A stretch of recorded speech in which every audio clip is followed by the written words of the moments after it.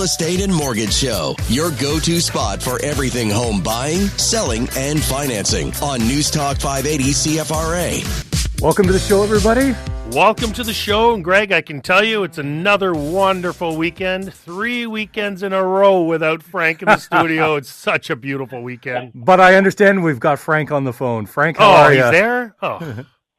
We do. Bad luck for you, though. Paul, I'm back in the studio next Saturday. Oh, I'll be sick or something. Something will come up. I need a month off, Frank, a full month. So, Frank, you're at a conference, is that right? I am. I'm at a conference in Antigua, beautiful Antigua, beautiful country if you ever get a chance to visit it. Really kind people. But I'm here with a lender for a conference, and very interesting to hear their take on what they see happening moving forward. Well, there was definitely a big news week with all the Bill C-4 and the provincial government dropping their budget. Yeah, and here's the biggest thing is everybody's posting that this is a done deal. HST 13% for first-time home buyers for brand new builds. And then all of a sudden, Ford came out and basically said, we'll do 13% for anyone who's buying a brand new property. And people are posting how that's a done deal. And it's actually not a done deal. The 5% federal GST has already been confirmed for first-time home buyers buying brand new builds. That's confirmed. That's through the federal government. That's done. Royal assent, that is passed. And then we talked about the provincial government jumping on with the extra 8% to make 13% for the HST. That has not been tabled yet. That is not passed yet. And people think it is passed, but it is not.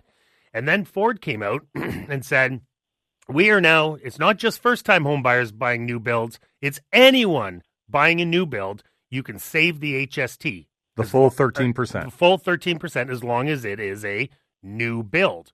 Well, the problem is they don't have the approval of the federal government for their 5% to approve the 13%. So that will pass, but it has not passed yet. And people think everything is done. It's a done deal. I can go into my new build and save my 13% on the HST. Hold your horses. Not yet. Now, the difference between the first-time buyer buying a brand new build, that program started in March of 2025. It was retroactive. In the federal legislation, right? Yes, so March 20th, 2025 goes to the end of 2030.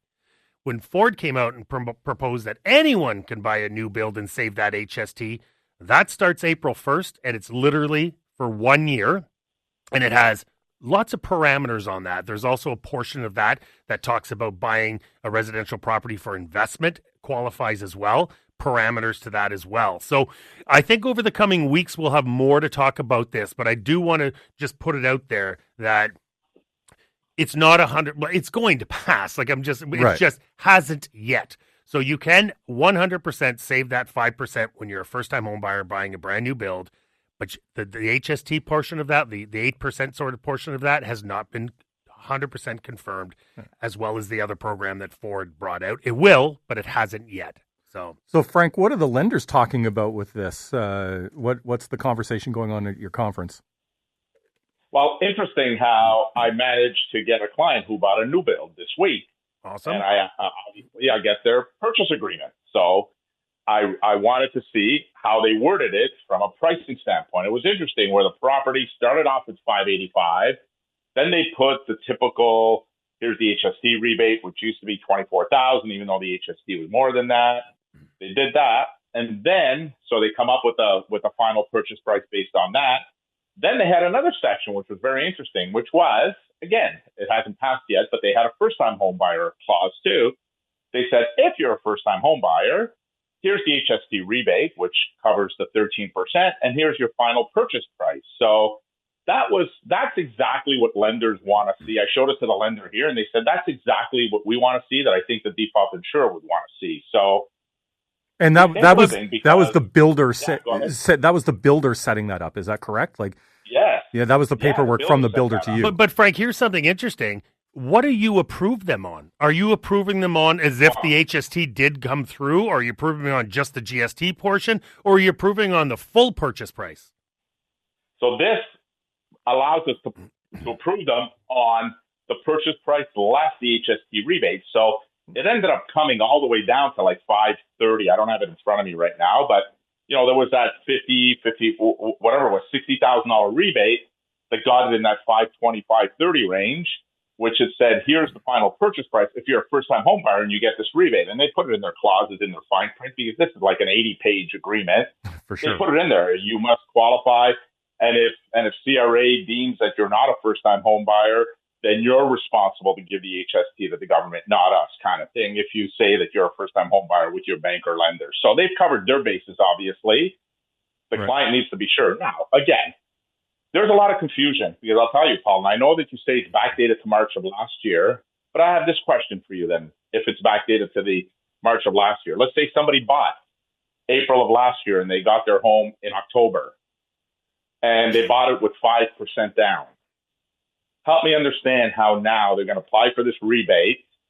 So they're going to get more than what they put down back. It doesn't, like, the numbers don't jive. That's why when I saw the new one come out with April 1st, my fear was that this whole program is going to start April 1st of this year. They're not going to backdate it to March.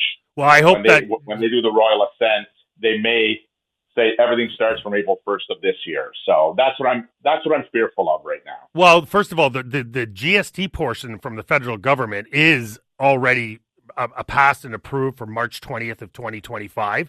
It's the 8% that we don't know about, but I'm assuming they're backing off that. Here's the bigger question, and I've answered probably, 10, 15 calls this week from people in the resale market who are now extremely nervous because, their $600,000 townhome, well, you can go to a builder right around the corner to buy a similar townhome for $535 now. It's much cheaper. But here's what I will say about the resale market, and to quiet the minds of the people in the resale market. You only have to go take a look at builders right now and take a look at when their closing dates are, when their possession dates are. A lot of them are into 2027, mid 2027. They don't have a lot of inventory left in their phases. There's not a lot of product for new builds right now. There just isn't. So anyone who has to buy and has to move, they might have to do it right away. So they might definitely be looking in the resale market. So there's an appetite for both. Like, this is great news for the new home builder market. It's also not terrible news for the resale market, because the builders haven't been building fast enough at a feverish pitch to have inventory for all these first-time new buyers, right? Well, we talked about this. We talked about this several months ago, where builders have just stopped building until they've pre-sold a certain amount. There's not places just sitting waiting for occupants. Well, they've been doing that because, let's be honest, when interest rates were super high, builders carrying all this product, it was a fortune. I talked to Charles from Clement Homes this week, and I jokingly said to him, I'm like, Charles, let's get some shovels in the ground. And he actually came to me. He's like, Paul, we have 53 inventory units ready to rock and roll. Like, let's get our sales going, right? So that's a builder who's a step ahead, who has lots of inventory, but he's also building at a lot of risk because it's coming out of his own pocket. Sure. He doesn't have He's fronting all the money for it. He's fronting all the money. Well, there's a lot of builders that have deep pockets, but they've been burned over the years. And so they're like, I don't think so. I'm not going to build on spec. I'm going to build once I get a sale. And so the resale market won't get beat up as much as people are thinking it's going to get beat up. And I have a lot of clients who are super, super worried about this. And I said, guys, listen, there's people who move into Ottawa. There's people who need to move now.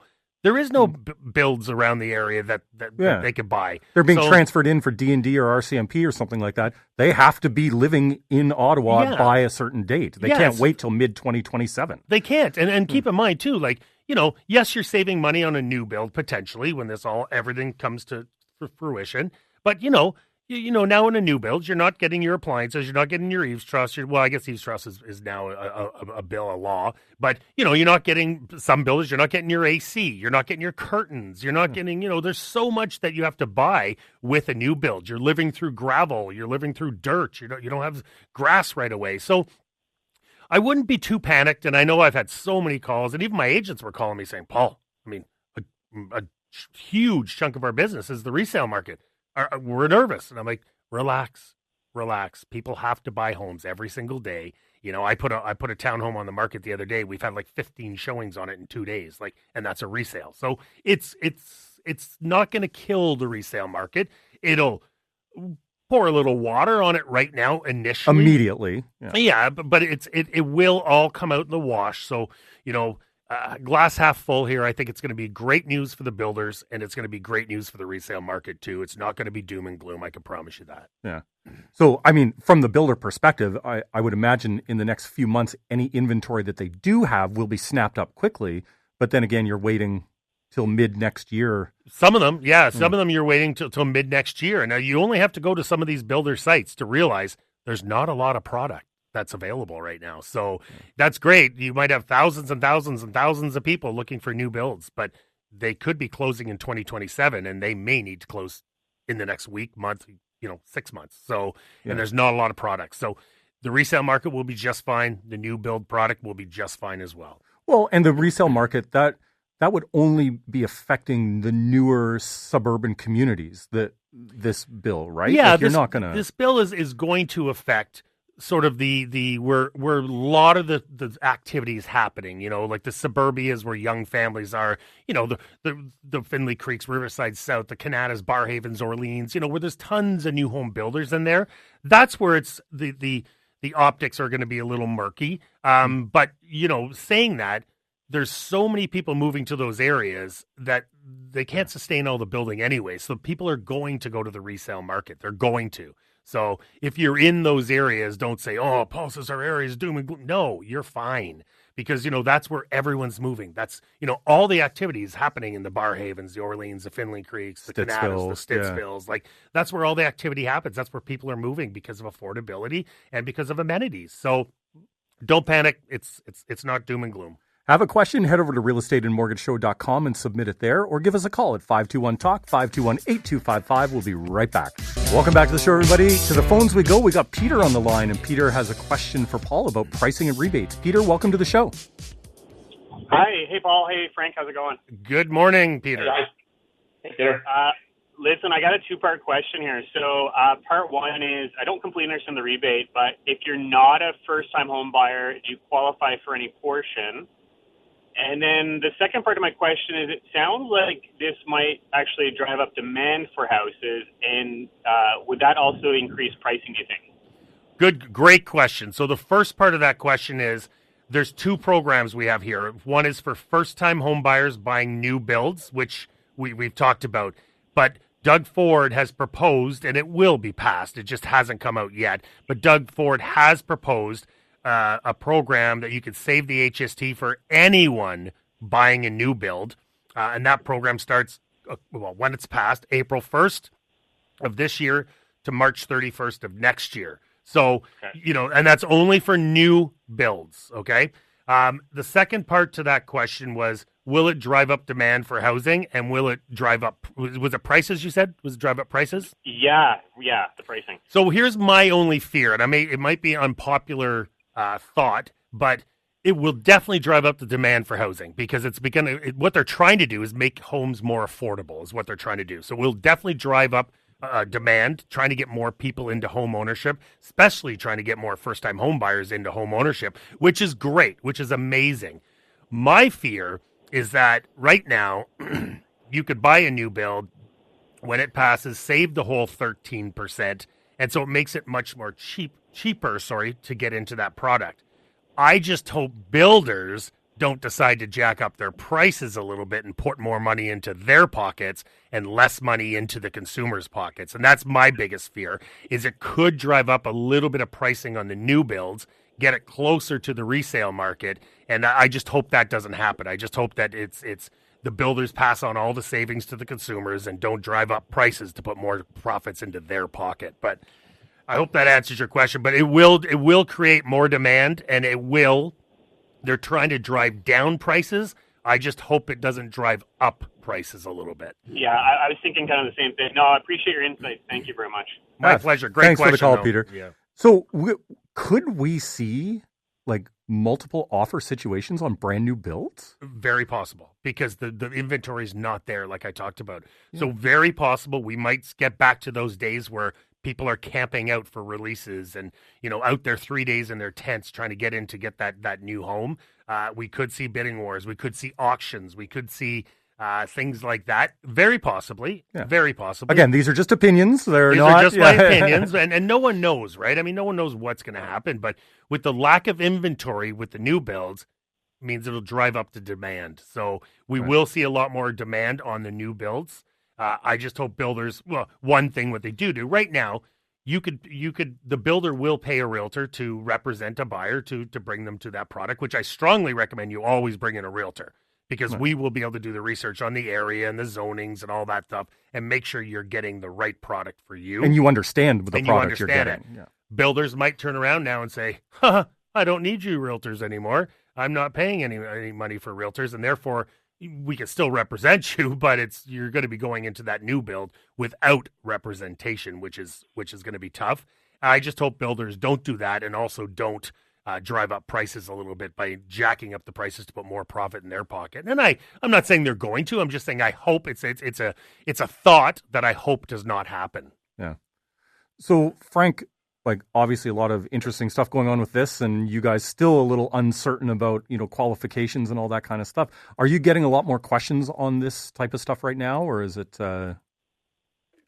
We are, and we're getting questions because people are confused, and so are we. I just actually, during the segment, I've been emailing back and forth with the VP of one of the default insurers, and I asked, has this been passed? And to his knowledge, they've been advised that effective April 1st, that Mark Carney has agreed to the rebate.